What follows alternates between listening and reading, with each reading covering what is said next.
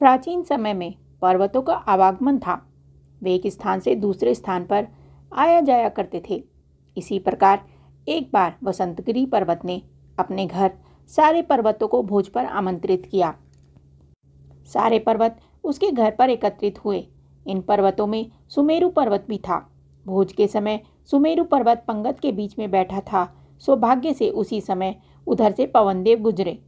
उन्होंने सुमेरु को पर्वतों के बीच बैठे देखा तो उनकी त्योरियां चढ़ गई। उन्होंने उसी समय सुमेरु को मजा चखाने का निश्चय किया। सुमेरु के सर पर बहुमूल्य और विशाल स्वर्ण मुकुट था। पवनदेव ने हवा चलानी आरंभ कर दी। ऐसी तेज हवा जैसे आंधी तूफान में भी न चलती हो। भोज में व्यवधान पड़ गया। सब इधर उधर भागने लगे।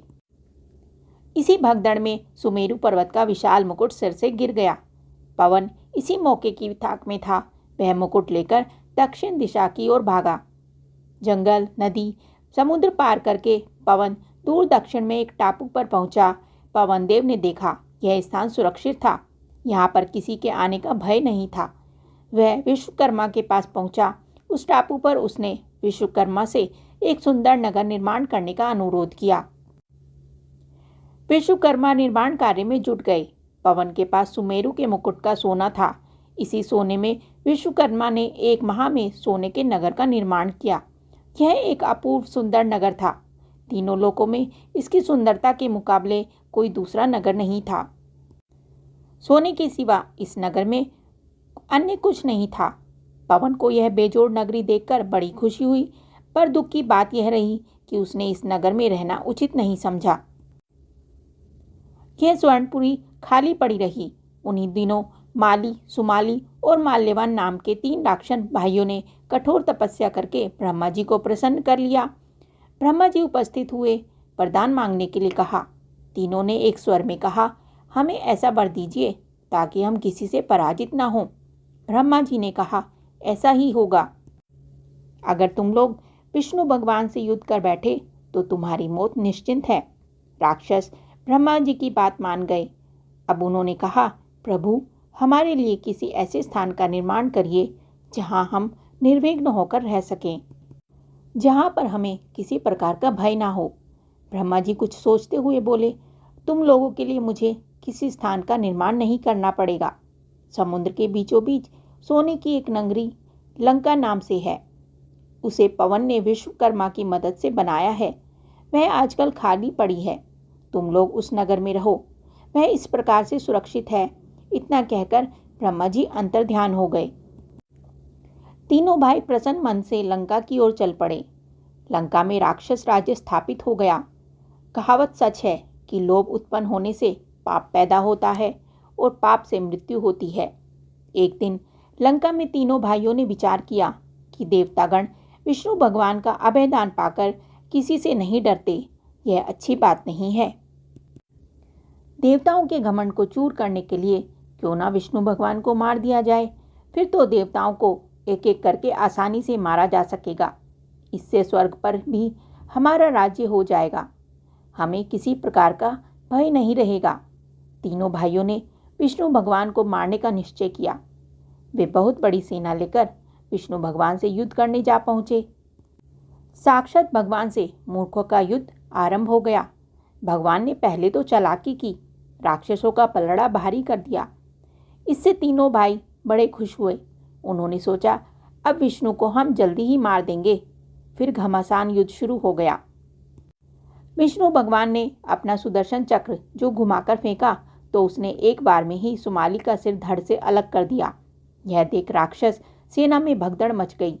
माली और माल्यवान ने देखा, अगर उन्हें जीवित रहना है तो उन्हें विष्णु भगवान की शरण में जाना होगा, वरना चक्र से उनकी रक्षा नहीं। वे दोनों जल्दी ही भगवान के चरणों में जाकर गिड़गिड़ाकर अपने प्राणों की भिक्षा मांगने लगे। भगवान ने कहा, ठीक है, मैं तुम दोनों को क्षमा करता हूँ, मगर तुम दोनों पृथ्वी पर नहीं रहोगे।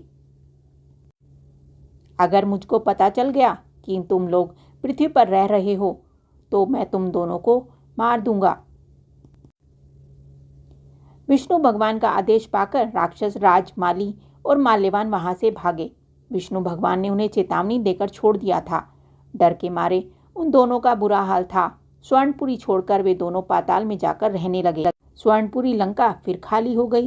विश्रवा मुनि की प्रथम पत्नी से उत्पन्न पुत्र का नाम था कुबेर।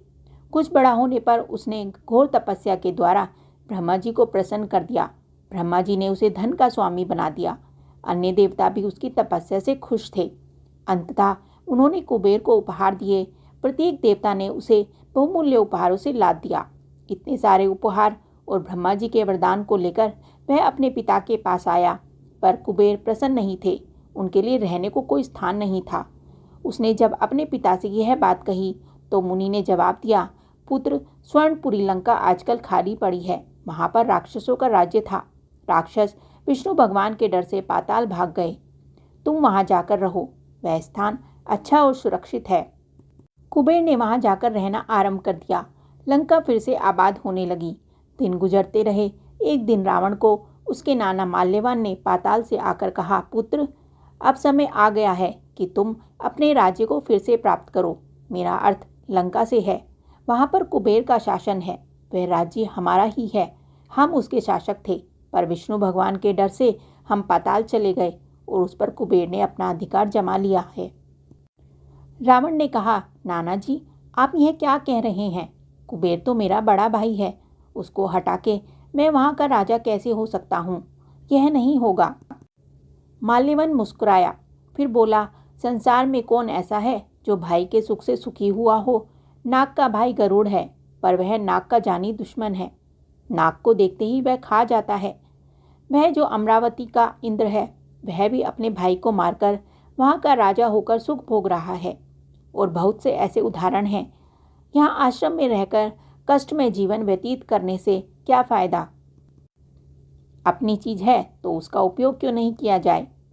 माल्यवान पाताल चला गया। रावण के दिमाग में बात घूमने लगी। नाना जी ठीक ही कह रहे हैं, उसे लंका का अधिकारी होना चाहिए। उसने तुरंत एक दूत को लंका रवाना करके अपनी बात कहलवा भेजी। कुबेर उसके प्रस्ताव को सुनकर डर गया। वह भागा भागा अपने पिता के पास आया। सारी बात सुनने के पश्चात मुनि बोले, बेटा, झगड़ा करने से कोई फायदा नहीं। रावण हठी और दुर्बुद्धि स्वभाव का लड़का है। एक बार उसके दिमाग में कोई बात घूम जाती है तो वो पूरा करके ही छोड़ता है। अच्छा यह होगा कि तुम लंका छोड़ दो, उसी में तुम्हारी भलाई है। कुबेर ने लंका छोड़ दी। रावण यह जानकर बड़ा प्रसन्न हुआ। लंका में फिर से राक्षस राज स्थापित हो गया। रावण, कुंभकर्ण और विभीषण सुखपूर्वक लंका में रहने लगे।